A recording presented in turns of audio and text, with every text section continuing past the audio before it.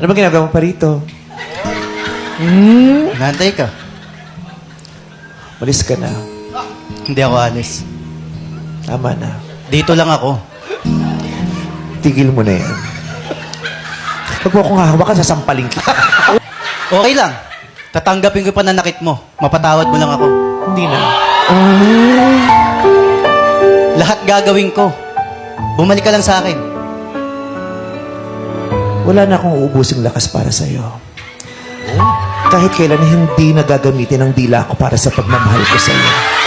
Ni wala akong sasambitin na namimiss kita, hinahanap kita, kailangan kita, wala na. Nagkamali ako, alam mo kung bakit? Bakit? Matagal ko nang gustong sabihin sa ito. Wala kang kwentang boyfriend. Ay, Joshua nga.